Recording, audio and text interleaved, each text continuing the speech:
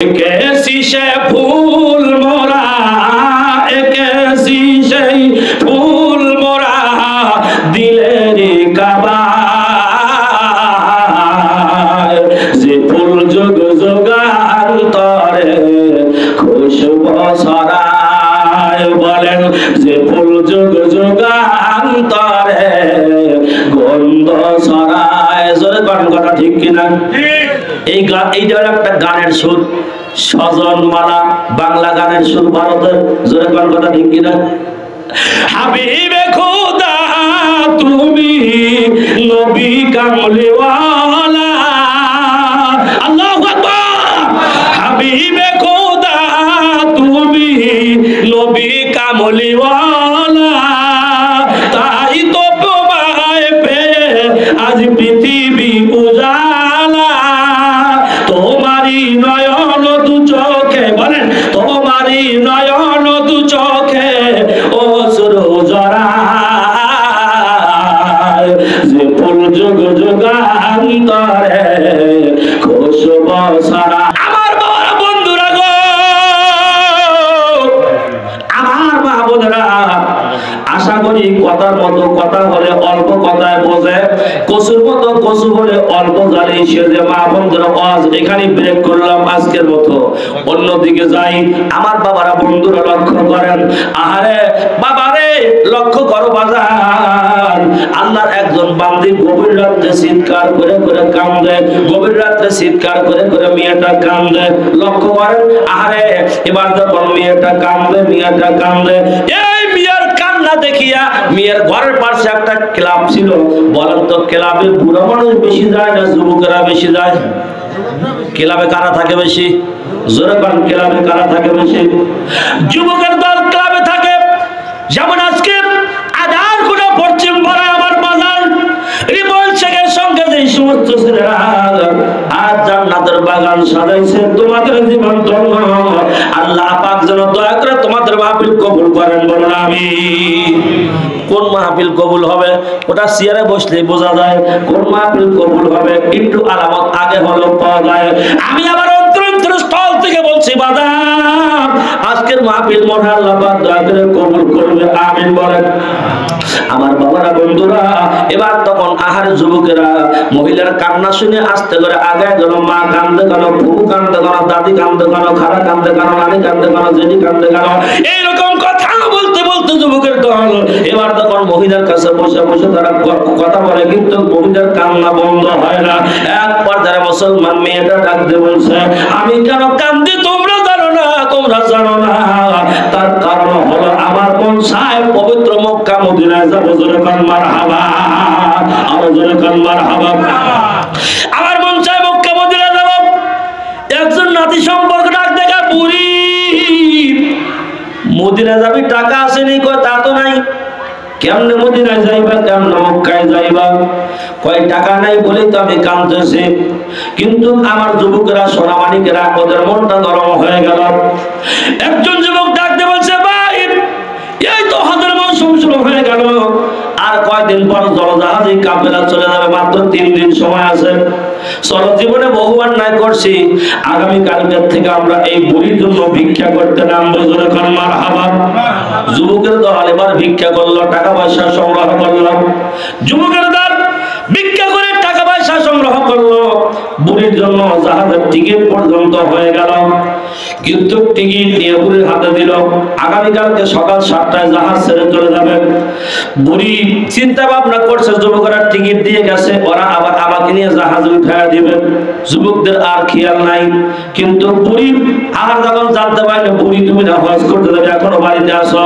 বুড়ি গাড়ি নিয়ে খুব দ্রুত গতিতে জাহাজ গাড়িতে চলে গেল যাওয়ার পরে শুনতেছে জাহাজ চলে গেছে অনেক আগে জাহাজ ফেল করলো বুড়ি তখন ওখান থেকে ঘুরে এসে ঘরের মধ্যে ঢুকরে বুড়ি কান্দে এবার তখন বুড়ি ঘরের মধ্যে ঢুকরে কান্দতেছে আমার বাদানটা বন্ধুরা বুড়ি যখন কান্দে বুড়ি কান্নার কারণে আহারে আল্লাহ তাআলা ওই বুড়ির প্রতি সন্তুষ্ট হইয়া বুড়ির চোখের পানি এক এক ফোঁটা পানি চোখের পানি মাটিতে পড়ার আগে আল্লাহ পাক 70 খান নেকি বুড়ির আমল নামায় দিয়া দেয় এমনকি আমার আলামিন ওই বুড়ির এক ফোঁটা চোখের পানির কারণে 70টা করে নফল কবুল হজের সব আল্লাহ বুড়ির আমলনামায় দিতে শুরু করলো। জোরে কোন মারহাবা, আরো জোরে কোন মারহাবা। আল্লাহর কাছে নেকির কোনো কমতি আছে? জোরে কোন কোনো কমতি আছে? আমার বাবারা, আমার বন্ধুরা, এবার শয়তান নয় আমার বাবারা, বুড়ির কান্না দেখে একজন ব্যক্তি দৌড়া চলে আসলো। যুবক মানুষ, ইয়াং মানুষ, আশা ডাকতে বলছে, মা তুমি কাঁদছো কেন? কি জন্য কাঁদছো? কয় আমি হজ করতে যাব, কিন্তু জাহাজ আমারে ফেলে চলে গেছে, আমারে নিয়ে যায় নাই। এবার তখন ওই যুবক ডাকতে বলছেন, বুড়িমা মনে কিছু নিও না, আরে আমি তোমাকে আমার পিঠের মধ্যে করে ওই জাহাজের আগে তোমাকে মক্কায় পৌঁছায় দিতে পারবো। জোরে কোন মারহাবা, আমি তোমাকে আগে মক্কায় পৌঁছায় দেবো। ডাকতে বলছে যুবক, সেটা কেমনে করে হয়? জাহাজ ছাড়া কোনো পথ নাই আরবে যাওয়া, আর তুমি কেমনে করে আমাকে পৌঁছায় দিবা? এবার তখন ডাকতে বলছে, মা যদি বিশ্বাস না হয় আমি এই জমিনের মধ্যে শুয়ে পড়বো, তুমি আমার পিঠের মধ্যে চড়ে বসবা, আমার পিঠের মধ্যে চড়ে বসবা, আমার পিঠের মধ্যে তুমি বসার পরে চক্ষু বন্ধ করবা। আমি যেই পর্যন্ত তোমাকে চক্ষু খুলতে নিষেধ করবো, যেই পর্যন্ত চক্ষু খোলা আমি অর্ডার না দিব, এতক্ষণ পর্যন্ত তুমি চোখ মিলে তাকাইতে পারবা না। জোরে কোন মারহাবা। বুড়ি কয় বাড়া দেয় কি সব কয় হ। এবার তখন মুক্তাসার কথা, আহারে বুড়ির পিঠে, বুড়ি তখন ওই যুবকের পিঠের মধ্যে গাঁটি নিয়ে বসলেন। গাঁটি নিয়ে বসবার পরে এবার তখন চক্ষু বন্ধ করে আছে। একদিকে কথা হলো চক্ষু মিলে তাকাইবে না, দ্বিতীয় নম্বর আমি যখন তোমাকে নামায় দেব ওই জায়গায় তুমি আমার পরিচয় জানার চেষ্টাও করবে না। বুড়ি তখন তার তার সঙ্গে কথাবার্তায় পদাবদ্ধ হয়ে গেল, চুক্তিপত্র হয়ে গেল। আমার বাবাজিরা, আমার মুসলমান ভাই বাবারা, লক্ষ্য করেন শেষ পর্যন্ত কিছুক্ষণ পর এবার তখন ডাক দেখায়, বুড়ি এখন তুমি আমার পিঠ থেকে নামো, আমার পিঠ থেকে নামো। বুড়ি চিন্তা ভাবনা করলো, সর্বনাশ, যখন আমাকে পিঠে উঠাবে তখন মা বলল, এখন কেন? বুড়ি বলে ব্যাপারটা কি? আচরণ তো ভালো পাওয়া যাচ্ছে না, ব্যবহারটা তো ভালো পাওয়া যাচ্ছে না। বুড়ি তাও মনে কিছু না করে এবার তখন নামছে, নামার পরে ডাকতে বলছে, বুড়ি চোখ মিলে তাকাও। এবার তখন চোখ মিলে তাকা, বুড়ি দেখতেছে আমি স্বপ্নের মধ্যে যে কাবা শরীফ দেখেছি, ওই কাবার সামনে এখন আমি দণ্ডায়মান। জোরে কোন মারহাবা, আরো জোরে কোন মারহাবা। আমার বাবারা, বন্ধুরা, ওই কাবা শরীফ, ওই কাবা শরীফকে আল্লাহ পাক রব্বুল আলামিন, আমার ভাইরা বন্ধুরা, পৃথিবীর সৃষ্টির 2000 বছর আগে ওই কাবা ঘরের নির্মাণ আল্লাহ পাক ফাউন্ডেশন আল্লাহ পাক দিয়েছিলেন। জোরে কোন সুবহানাল্লাহ। পৃথিবীর সৃষ্টির কয় হাজার বছর আগে কাবা শরীফের ফাউন্ডেশন হয়েছে? 2000। জোরে কোন কয় হাজার বছর আগে? জিজ্ঞাসা করতে পারেন মৌলভী সাহেব, যেহেতু মাটি নাই তাহলে কাবার ফাউন্ডেশন আল্লাহ কোথায় দিলেন? আল্লাহ পাক সেটাও কোরআনে বলছেন, ওমা বাইনা তাহতাস সারা। জবান খুলে কন্যা সুবহানাল্লাহ। আল্লাহ পাক রব্বুল আলামিন এই কাবা শরীফ, কাবার বাগানটা তাহতাস সারার উপরে ফাউন্ডেশন দিয়েছিলেন। কিন্তু এই কাবা সংস্কার হয়েছে 10 থেকে 11 বার। জোরে কোন কয়বার? 10 থেকে 11 বার। আমার বাজানরা বন্ধুরা, আর এখন কাবা, পুরাতন কাবা জেরুজালেম মসজিদ, যেই মসজিদ এখন বর্তমান ইহুদির দখলে, যেই মসজিদ নিয়ে গাজা এবং ফিলিস্তিনের মুসলমানরা ইসরায়েলের সঙ্গে লড়তেছে। আমার ভাইয়েরা বন্ধুরা, ছোট্ট একটা দেশ। আর দেখেন আপনারা পেপার পত্রিকা খোলেন, ফেসবুক খোলেন, দেখেন কি অবস্থা, ফিলিস্তিনের বড় হয়ে যাচ্ছে। আমার ভাইয়েরা বন্ধুরা, দিকে যাওয়ার মতো সময় আমার নেই। লক্ষ্য করুন বাজার, আহারে এবার তখন ওই মসজিদ আমার বাজানরা আল্লাহর নবী সুলাইমান আলাইহিস সালাম জিন জাতি দিয়েও একবার নির্মাণ করছিল। জোরে বল আল্লাহু আকবার। সুলাইমান নবী যখন জিনদের দিয়ে কাজ করাচ্ছে, মসজিদ বানাচ্ছে, এবং তো অবস্থায় মসজিদ যখন বানাচ্ছে আল্লাহ পাক ডাক দেখায়, নবী সুলাইমান তুমি রেডি হও, এখন তোমার মৃত্যুর পরোয়া চলে আসবে, তোমাকে এখন মৃত্যুবরণ করা লাগবে। মুক্তাসার কথা। সুলাইমান পয়গম্বর আল্লাহকে ডাক দিয়ে বলছে, আল্লাহ আমি তোমার ঘর বানাইতেছি। আল্লাহ আরে জিন জাতি একটু আমি চোখের আড়াল হলে কাজে ফাঁকি দেয়, এই জন্য আমি লাঠির উপরে হেলান দিয়ে দাঁড়া রয়েছি, থোতা থেকে দাঁড়া রয়েছি। যেই পর্যন্ত তোমার ঘরের কাজ সংস্কার না হবে এই পর্যন্ত আমি এখান থেকে যাবো না, তাই কাজ করাচ্ছি। আল্লাহ পাক বলেন, নবী সুলাইমান আমার ঘর আমি বানাবো, তোমার এত টাকা বললো কিসের? জোরে বল আল্লাহু আকবার। এবার তখন ডাকতে বলছে, আল্লাহ ঠিক আছে তোমার কাছে আমি একটা দরখাস্ত কই কি কয় আমি এখানে লাঠির উপরে হেলনা দিয়ে দাঁড়ায় থুতা লাগায় দাঁড়ায় থাকবো যেই পর্যন্ত তোমার ঘরের কাজ সংস্কার না হবে আমি মারা যাবো ঠিক আছে কিন্তু যেই পর্যন্ত তোমার ঘরের কাজ কমপ্লিট না হবে এই পর্যন্ত আল্লাহ তুমি আমাকে লাঠির থেকে জমিনে ফেলে দিও না জোরে কোন মারহাবা আর জোরে কোন মারহাবা আমার বাবারা আমার বন্ধুরা লক্ষ্য করো আল্লাহর নবী সুলাইমান আলাইহিস সালাতু ওয়াস সালাম এবার যখন আল্লাহর কাছে প্রার্থনা করলেন আল্লাহ পাক রিকমেন্ড করলেন দরখাস্ত ফরওয়ার্ড করলেন দরখাস্ত কবুল হয়ে গেল আমার ভাইরা বন্ধুরা যেই মাত্র কাজ কমপ্লিট হয়ে গেছে একটা জিন এসে ডাক দিয়ে বলছে হুজুর দেখেন মসজিদ কেমন হবে এই কথা বলবে ভাব এবং অবস্থায় আল্লাহর নবী সুলাইমান লাঠি ভেঙে জমিনের মধ্যে পড়ে গেল জোরে কোন আল্লাহু আকবার কি ব্যাপার তাহলে কি নবী সুলাইমান কত আগে মারা গেছে দেখ একটা জিন কয় একটা কাঠ পোকা ধরলেন কাঠ পোকা ধরে না কাঠের মধ্যে লাগালো একটু কাঠ কাটলো তারা হিসাব করে বের করলো নবী সুলাইমান 6 মাস আগে মারা গেছে কিন্তু লাঠির উপর থেকে পড়ে নাই জোরে কোন আল্লাহু আকবার এই জন্য আমি বলবো এই আধার গুড়া পশ্চিম পাড়া আবু উবাইদা জামি মসজিদে আমার যুবক বাদানরা আস্তে আস্তে অগ্রসর হচ্ছে আমার মনের বড় বিশ্বাস এদের মাধ্যম দিয়েই আল্লাহ পাক রব্বুল আলামিন এই মসজিদের নতুন রূপ ধারণ করাবে ইনশাআল্লাহ জবান খুলে কন্না আলহামদুলিল্লাহ আল্লাহুম্মা সাল্লাল্লাহু সাইয়্যিদানা মাওলানা ওয়া আলা আলি সাইয়্যিদানা মাওলানা সকলে বলি সাল্লাল্লাহু আলাইহি ওয়াসাল্লাম গত বছর একটা ওয়াজ করছিলাম ওয়াজটা বাকি রাখছি আমি আপনাদের অনেকের মনে নাই কিন্তু আমার মনে আছে ওয়াজটা হলো একজন আল্লাহর বান্দা বিবিকে গর্ভবতী অবস্থায় রেখে তিজারতের উদ্দেশ্যে চলে গেছে কিন্তু আল্লাহ পাক তার বিবি মারা গেছে বাচ্চা তাজা আছে কথা কি আপনাদের মনে আছে ভাই গত বছর বলছিলাম কথাটা ফিনিশিং করা হয় নাই আজকেও ফিনিশিং করব ইনশাআল্লাহ কষ্ট হবে কি আপনাদের না জোরে কোন কষ্ট হবে আমার বাবারা আমার বন্ধুরা রে এবার লক্ষ্য করেন শেষ পর্যন্ত বুড়ি তখন কাবা শরীফের সামনে দাঁড়ায় দেখতেছে এইটাই সেই কাবা যেই কাবা শরীফ আমি স্বপ্নের মধ্যে পেয়েছিলাম জোরে কোন মারহাবা আর জোরে কোন মারহাবা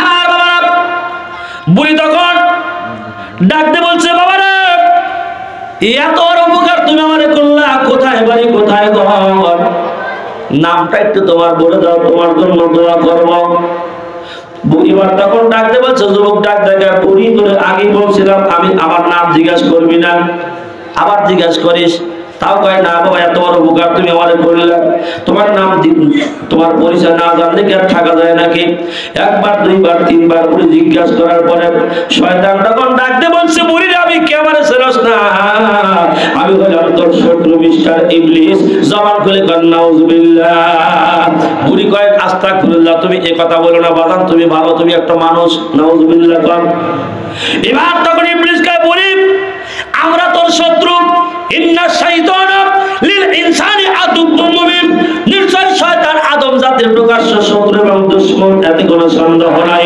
জোরে কোন নাউজুবিল্লাহ শয়তান আমাদের বন্ধু না শত্রু জোরে কোন শয়তান বন্ধু না শত্রু আল্লাহর বান্দা দুই একদিন নামাজ পড়ে নামাজ পড়তে পড়তে দুই একটা বিড়ি খোরের সঙ্গে দেখা হয় ভাই কই যাও ভাই নামাজ পড়তে বিড়ি আছে কি এটা দাও নামাজ পড়তে আসতেছে আর রাস্তার দ্বারা কোনো বিড়ি চায় ওটা ব্রেক করে দিল বিড়ি তারা এই সময় 10 মিনিট আছে খায় আস্তে করে টান দিয়ে টুপিটা খুলে পকেটে ধরে এটা কিন্তু সমাজের মধ্যে আছে আছে না নাই টুপি খুলে পকেটে ধরে কি ব্যাপার টুপি পকেটে কয় আরে টুপি পকেটে বিড়ি খালি কেমন কথা হয় বিড়ি খায় খায় গল্প করতে করতে তাকায় দেখে মসজিদ থেকে নামাজ পড়ে মুসল্লি বাড়াচ্ছে না না যাবোই না ওই যে নামাজ কাদা হয়ে গেল তখন থেকেই ওই শয়তানের পথে শয়তানের ফাঁদে পা দিল জোরে কোন কথা ঠিক কিনা কিছু কিছু মেয়ে মানুষ আছে মিন যখন আসে মাসিক যখন হয়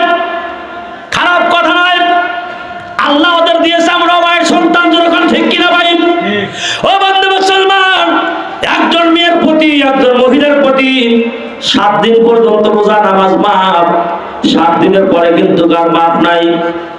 কিন্তু দেখা যাচ্ছে কিছু আলসে মার্কা মহিলা আছে, 10 দিন হয়ে যায় তাও নামাজে আসে না।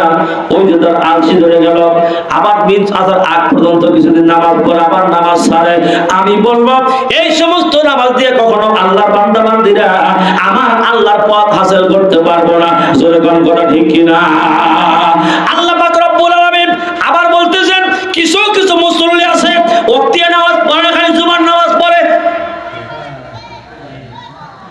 ওক্তিয়া নামাজ পড়ে না, খালি জুমার নামাজ পড়ে।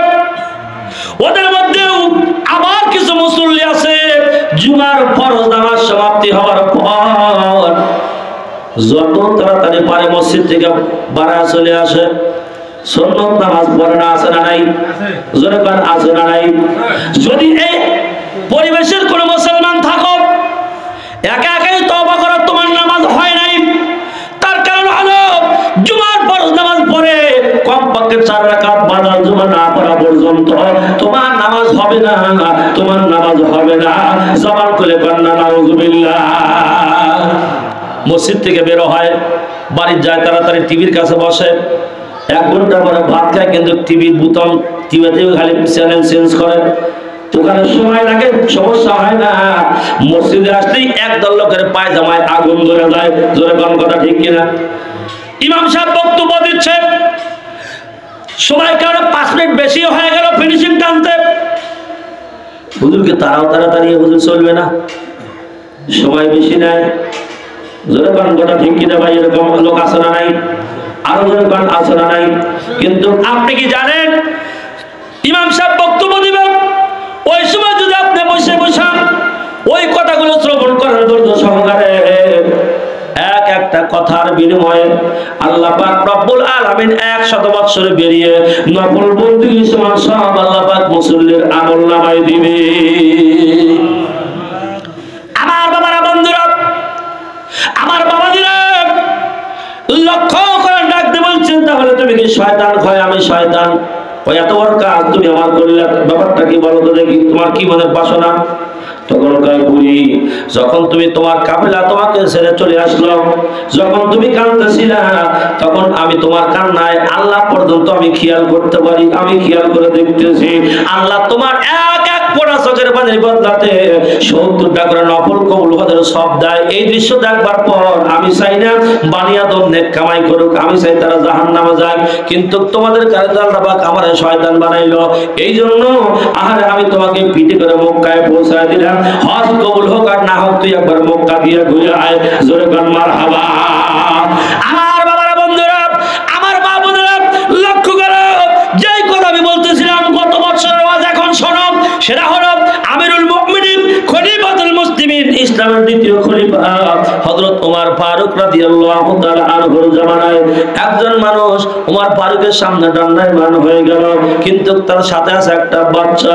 এই বাচ্চাটা যখন ওমর ফারুকের সামনে দাঁড়ায় গেল, এবার তখন ওমর ফারুক একবার মুরব্বির মুখের দিক তাকায়, আবার বাচ্চার মুখের দিক তাকায়, বাচ্চার মুখের দিকে মুরব্বির মুখের দিক তাকায়, আল্লাহর শুকরিয়া আদায় করে, আল্লাহর শুকরিয়া আদায় করে। অর্ধেক বয়স্ক মানুষ জিজ্ঞাসা করলেন আমিরুল মুমিনিন খলিফাতুল মুসলিমিন, ব্যাপারটা বুঝলাম না, আপনি আমাদের মুখের দিকে ভাবে তাকাচ্ছেন, আল্লাহর শুকরিয়া আদায় করেন কি ব্যাপার বুঝতে পারলাম না। এবার তখন আমিরুল মুমিনিন ডাকতে বলছেন, বাবা, আল্লাহ পাকের কত বড় নিয়ামত, আল্লাহ পাক তোমাদের দুজনকে একই রকম পরায় সাপ দিয়ে আল্লাহ পাক বানাইছে, একই রকম চেহারা সুরত। জোরে বল মারহাবা। অর্ধেক বয়স্ক মানুষটা ডাকতে বলছে, আমিরুল মুমিনিন, এই বাচ্চা আমি কোথায় পাইলাম তা কি আপনি জানেন? মারহাবা কোন, আল্লাহু আকবার কোন। এই বাচ্চাকে আল্লাহ পাক আমাকে কেমন করে দিল? আমি বলবো যে এই সমস্ত ভাইরা প্রবাসে থাকো, বিদেশে চাকরি করতে যাও, তোমরা এই কাজটা করবা, আল্লাহ পাক তোমার বউ বাচ্চাকে হেফাজত করবে। সুবহানাল্লাহ। যারা প্রবাসে থাকো আর তারা একটা আমল করবা, ওই আমলটা করার কারণে তোমার বিবি তোমার অবর্তমানে অন্য কোনো মানুষের সঙ্গে পরকিয়া করতে পারবে না। জোরে বল মারহাবা। আমার বাবারা, আমার বন্ধুরা, এবার তখন ডাকতে বলছে আমিরুল মুমিনিন, এই বাচ্চা আমি কেমনে বললাম তা কি আপনি জানেন না? কয় না তো একটু বলো দেখি। এবার তখন ডাকতে বলছে হুজুর আমার বিবি আর অত্যন্ত ভালো মনের মানুষ ছিল। সুবহানাল্লাহ। কোন বউ ভালো হওয়া এটা কিন্তু ভাগ্যের ব্যাপার। জোরে কোন কথা ঠিক কিনা? বউ যদি আজরাইল মার্কা দারোগা মার্কা হয়, ওই লোকটার বাইরে শান্তি আছে কিন্তু ঘরে আসলে জাহান্নামের আগুন। জোরে কোন কথা ঠিক কিনা? এই জন্য সে কবি ডাক দেয়া কয় খালি পায়ে হাঁটা ভালো এরে কষা জুতো জানো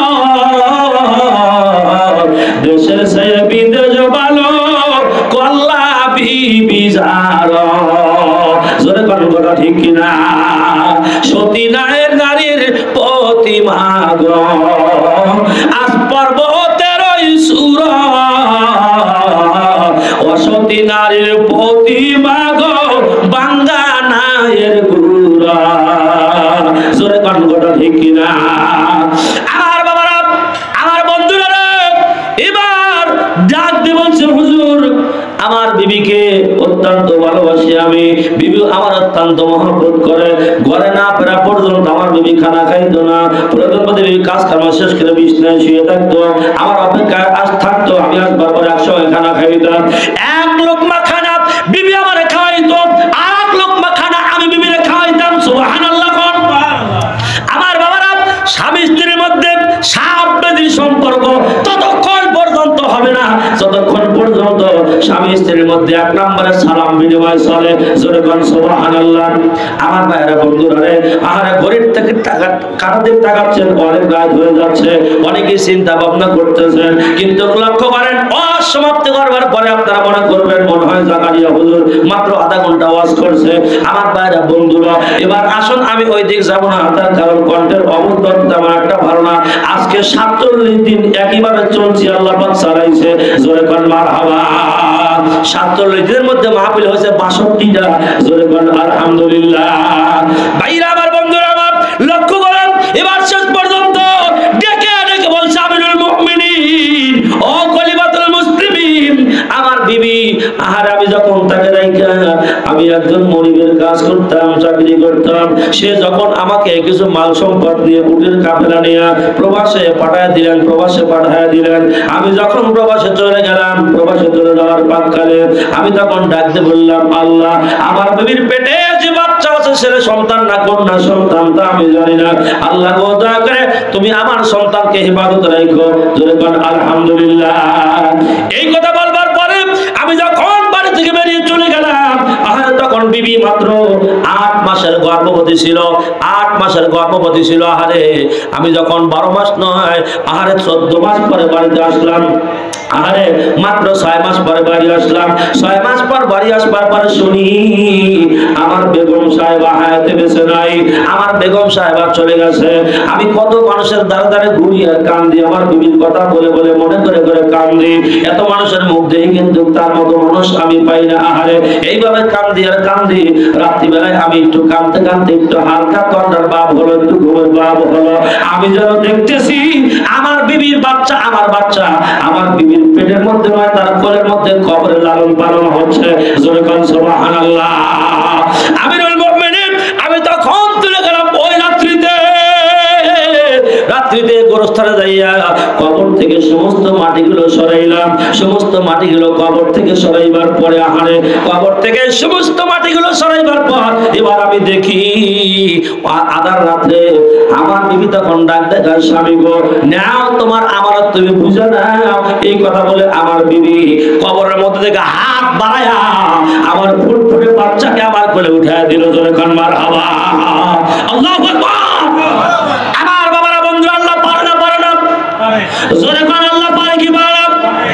বন্ধু মুসলমান লক্ষ্য করেন এবার বলতেছে হুজুর ওই বাচ্চা আমি বাসায় নিয়ে আসবো।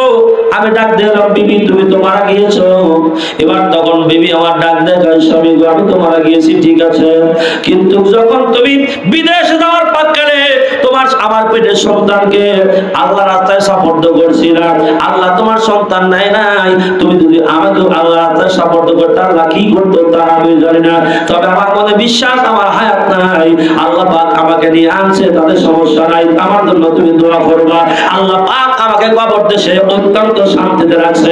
জোরে কোন মারহাবা, আর জোরে কোন মারহাবা। হুজুর এই সন্তান আমি কবর থেকে উঠে আনলাম, এই সন্তান আমি লালন পালন করতে করতে আল্লাহ পাক এই পর্যন্ত আমার সন্তানকে পৌঁছায় দিল। জবান খুলে কন্যা সুবহানাল্লাহ।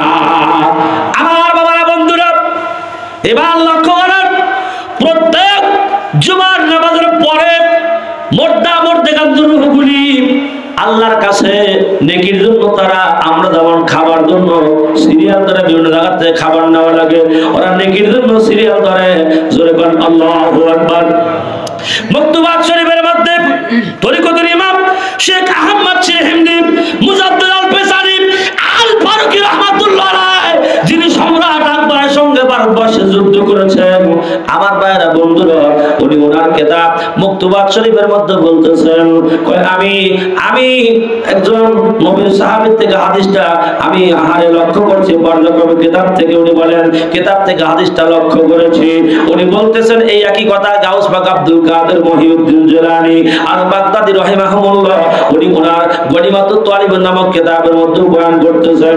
আমার ভাইরা বন্ধুরা, কি কথা, গরিবে নওয়াজ খাজা মাইনুদ্দিন সিজদি সানজিরি আজমিরি রাহমাতুল্লাহ আলাইহি, যিনি ভারতবর্ষে একজন নয় দুইজন না, আমার বাদানরা ৯৯ লক্ষ মানুষকে ইসলাম কবুল করে আল্লাহর পথে আনছিলেন। জোরে কোন সুবহানাল্লাহ, আর জোরে কোন সুবহানাল্লাহ। কি কোন ভাই, কথা ঠিক না ঠিক? ও আল্লাহর বান্দারা লক্ষ্য করো, গরিবে নওয়াজ খাজা মাইনুদ্দিন সিজদিকে মারার জন্য একজন জাদুকর, তার নাম জয়পাল। কি নাম ছিল? জয়পাল। এই জয়পাল খাজাকে মারার জন্য পাথর চালান দিল। হুজুর নামাজ পড়তেছেন, পাথর এসে হুজুরের মাথার উপরে পড়বে, পাথর একদম হুজুরের কাছাকাছি চলে আসছে। আপনি যান, আমার বাদানরা, আর ওই পাহাড়ের উপরে ওই পাথরটা আজও পর্যন্ত খুঁটিবিহীন দাঁড়ায় রয়েছে। আমি কারো শোনা কথা বলছি না, আল্লাহ পাক এগুলাকে নিজ চোখে দেখাইছে। এমন কি গরিবে নওয়াজ খাজা মাইনুদ্দিন সিজদির হাতের ৫টা আঙ্গুলের ছাপ ওই পাথরের সঙ্গে এখন পর্যন্ত লেগে আছে। জোরে বলেন আল্লাহু আকবার।